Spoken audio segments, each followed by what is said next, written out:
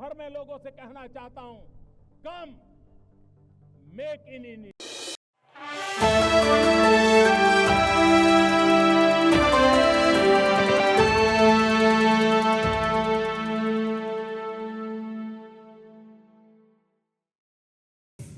प्रधानमंत्री श्री नरेंद्र मोदी जी अपनी एक सुदीर्घ विदेश यात्रा करने के उपरांत आज वापस आए हैं। इस लंबी विदेश यात्रा में भारत ने कई महत्वपूर्ण उपलब्धियां हासिल की हैं।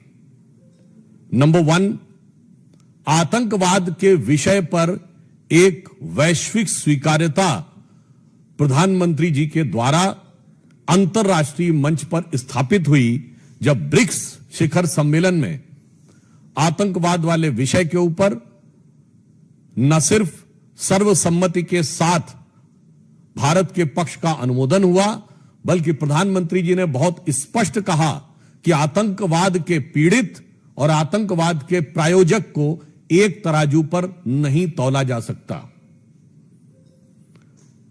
दूसरा, भारत अब विश्व की चौथी बड़ी अर्थव्यवस्था हो गया है और शीघ्र ही तीसरी बड़ी अर्थव्यवस्था बनने जा रहा है। तो हमारे आर्थिक हित और सामरिक हित बहुत से महत्वपूर्ण मेटीरियल्स के ऊपर निर्भर है, जिनमें rare earth metals, uranium, lithium, gold और डायमंड जैसे क्रिटिकल मटेरियल्स हैं। घाना और नामीबिया जैसे देश जो इस प्रकार के तत्वों की प्राकृतिक रूप से बड़ा संग्रह उनके पास है, उन देशों के साथ भारत का एग्रीमेंट होना न सिर्फ भारत को आत्मनिर्भर बनाता है, बल्कि क्रिटिकल रेयर अर्थ मटेरियल के लिए किसी एक देश पर अत्यधिक निर्भरता से मुक्ति भी दिलाता है। तो यह आर्थिक दृष्टि से भी भारत के लिए अत्यंत उपलब्धिपूर्ण यात्रा रही। तीसरा, भारतवंशी समुदाय यानी इंडियन डायस्पोरा आज पूरे विश्व में एक बहुत प्रभावी और सृजनात्मक भूमिका निभाने वाला समुदाय है।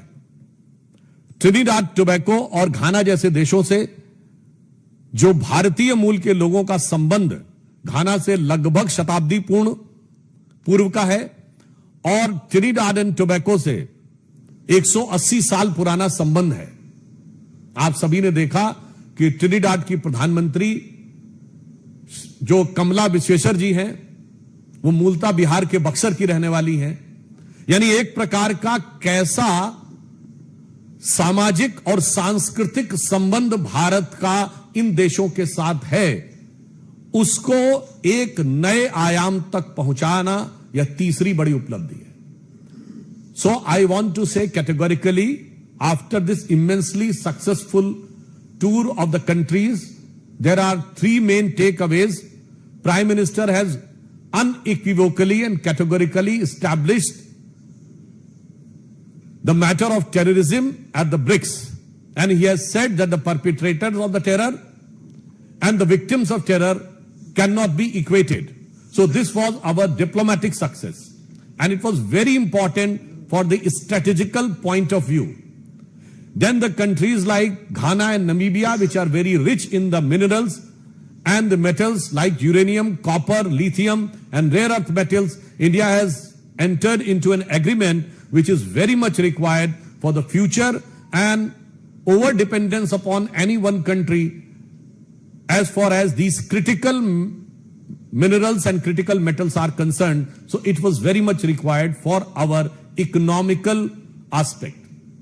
And the Indian diaspora, which is having a vibrant and sizable presence in the countries like Ghana and Trinidad and Tobago, from 1 century to 2 centuries, from there, it has taken to a new height.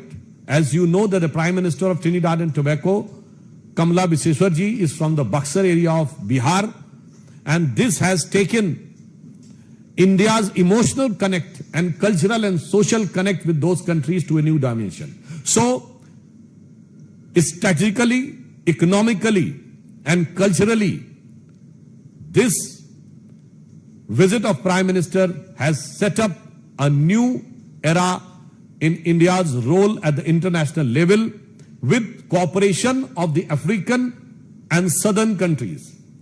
Previously with Argentina, even the previous visits with Mexico, our strategy of aligning and taking together the global south has reached to new heights. प्रधानमंत्री जी को इस यात्रा के दौरान 4 देशों ने अपना सर्वोच्च नागरिक सम्मान दिया और इसके द्वारा अब तक प्रधानमंत्री श्री नरेंद्र मोदी को 27 देशों का सर्वोच्च नागरिक सम्मान प्राप्त हो चुका है और 17 देशों की पार्लियामेंट को वो एड्रेस कर चुके हैं। एक छोटा सा उदाहरण बताना चाहता हूं। अभी नामीबिया की पार्लियामेंट को एड्रेस करते हुए उन्होंने कहा कि Namibia is the biggest producer of diamond and India is the biggest processing unit of diamonds. तो उन्होंने कहा है कि भारत और नामीबिया के बीच में जो संबंध बना है ये उस निखरते हुए हीरे की तरह और चमकदार होगा। सो आई जस्ट वांट टू से कि ये जो 27 देशों का सर्वोच्च नागरिक सम्मान प्रधानमंत्री श्री नरेंद्र मोदी जी को मिला है, ये मात्र प्रधानमंत्री जी का सम्मान नहीं है। ये इस अमृत काल में भारत वैश्विक क्षितिज पर जिस रूप में उभर रहा है वो उस हर भारतवासी का सम्मान है। आप सभी जानते हैं कि भारतीय परंपरा में 27 नक्षत्र माने जाते हैं, तो मैं कह सकता हूं कि ये विश्व के आकाश पर जो प्रधानमंत्री श्री नरेंद्र मोदी जी को 27 सम्मान मिले हैं, ये विश्व के आकाश पर भारत की उभरती हुई शक्ति, भारत की उभरती हुई स्वीकार्यता के 27 ज्वाजल्यमान प्रतीकों की तरह है, जिसे अगर एक पंक्ति में मैं कहूं तो मोदी जी के इस यात्रा का संदेश सारगर्भित है। यह आदर है भारत का जो भारत के जन जन को समर्पित है। इसके अतिरिक्त इस दृष्टि से भी यह यात्रा महत्वपूर्ण थी कि घाना में 30 वर्ष के बाद, ट्रिनिडाद में 25 वर्ष के बाद, अर्जेंटीना में 57 वर्षों के बाद और नामीबिया में 27 वर्षों के बाद भारत के किसी प्रधानमंत्री का दौरा हुआ। आज भारत प्रधानमंत्री श्री नरेंद्र मोदी जी के नेतृत्व में किस नए स्वरूप में आगे बढ़ रहा है। ब्रिक्स समिट हुई। एक दौर था हमारी सरकार आने से पहले जब ब्रिक्स में भारत को वीकेस्ट पॉइंट माना जाता था। Today India has become the brightest point in BRICS. हम विश्व के एकमात्र देश हैं जो ब्रिक्स के भी मेंबर हैं और क्वाड के भी मेंबर हैं। यह दर्शाता है कि प्रधानमंत्री श्री नरेंद्र मोदी जी के नेतृत्व में भारत की विदेश नीति अब एक नए युग में प्रवेश कर गई है। किसी जमाने में हम गुट निरपेक्ष हुआ करते थे, आज हम विश्व में सर्वसमावेशी की तरफ बढ़ रहे हैं। There used to be a time when India was considered as non-aligned. Now our foreign policy is all aligned. That's why we are the only country in the world which is a member of BRICS as well as Quad. और वैसे भी अगर आप लोगों ने इस विषय पर थोड़ा ध्यान दिया होगा, किसी ने पढ़ा होगा, तो यूरोपियन पार्लियामेंट्री रिसर्च सर्विस ने यह कहा है कि बाय 2035 वर्ल्ड एक मल्टीपोलर वर्ल्ड ऑर्डर की तरफ आगे बढ़ रहा है। आज वर्ल्ड की टॉप 4 इकोनॉमीज में सिर्फ एक यूरोपियन इकोनॉमी है, दैट इज जर्मन, और 2 एशियन है, India and China. Most likely with in a year all top 3 में 2 एशियन होंगी, 1 अमेरिका होगा। मोस्ट लाइकली यूरोपियन कंट्रीज नहीं होंगे। This will be a major shift in the entire global world order after industrial revolution। तो हम कह सकते हैं कि इस उभरते नए वैश्विक परिदृश्य में भारत प्रधानमंत्री श्री नरेंद्र मोदी जी के कुशल नेतृत्व में जिस कुशलता के साथ, जिस दक्षता के साथ और जिस प्रखरता के साथ उभर रहा है और विकास की नई ऊंचाइयों को चढ़ रहा है, उसे एक पंक्ति में मैं कहना चाहूंगा कि स्वप्न देखा था कभी, वो आज हर धड़कन में है। एक नया भारत बनाने का इरादा मन में है। बढ़ रहे हैं हम प्रगति की ओर, जिस रफ्तार से कर रहा है विश्व भी हमको नमन उस पार। हमारी सरकार आने के बाद विदेश नीति में फंडामेंटल चेंज आया। उससे पहले तीन ही चीजों में विदेश नीति रहती थी, डिप्लोमेटिक, इकोनॉमिक और मिलिट्री। हमने इसमें 2 डायमेंशन जोड़े, Indian diaspora and culture.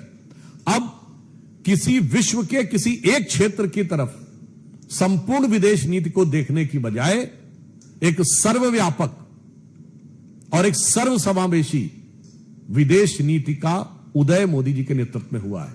We are looking toward east also and we are having a very strong connect with the global south also. देश का अंदरूनी मामला है और जहां तक भारत के साथ ट्रेड डील है उस विषय पे वार्ता चल रहा है, परंतु एक बात बहुत स्पष्ट है कि भारत अपने वाणिज्यिक हित, यानी जो हमारे व्यापारिक हित हैं, अपने सामरिक हित जो हमारे मिलिट्री इंटरेस्ट हैं, और अपने कूटनीतिक हित यानी जो डिप्लोमेटिक इंटरेस्ट हैं, उनको सेफ गार्ड करने के लिए पूरी तरीके से कृत संकल्पित है। और ये 2016 के पेरिस से लेके, बाली 2014 से लेके और हाल के ब्रिक्स तक यह स्पष्ट दिखाई पड़ा है। इसलिए भारत के जन जन को पूर्ण विश्वास है कि मोदी जी के नेतृत्व में भारत के सभी हित सभी परिस्थितियों में पूर्णतः सुरक्षित और सुदृढ़ है। कि यदि उनके किसी वरिष्ठ नेता को 50 वर्ष के बाद भी इस बात का एहसास होता है, एक तो बहुत देर से हुआ, जिसे एक शेर में कहता ना, आह को चाहिए एक उम्र असर होने तक, कौन जीता है तेरी जुल्फ के सर होने तक। तो 2 उम्र निकल गई, यानी अगर 25 साल की एक जनरेशन माने तो 2 जनरेशन निकल गई। अब इसके बाद भी यदि कांग्रेस पार्टी इसका विरोध करती है, इससे बहुत स्पष्ट है कि वो इमरजेंसी की मानसिकता को सही मानते हैं और आज भी पूरी निर्लज्जता के साथ उसका समर्थन करते हैं। और जिसका प्रमाण अभी आपने देखा है। इमरजेंसी क्यों लगी थी? क्योंकि इंदिरा गांधी जी का चुनाव रद्द कर दिया गया था। तो कांग्रेस ने कहा कि संवैधानिक संस्थाओं की मान्यता हमारी चुनावी हार जीत के आधार पर तय होगी। और अभी आपने देखा जो बिहार में प्रदर्शन किया है, 50 साल में मानसिकता नहीं बदली है। वही मानसिकता राहुल गांधी जी के वक्तव्य में परिलक्षित होती है कि मेरी चुनावी हार जीत के आधार पर संवैधानिक संस्थाओं की मान्यता तय होगी। तो यह दर्शाता है कि पीढ़ियां बदल गई पर सोच नहीं बदली।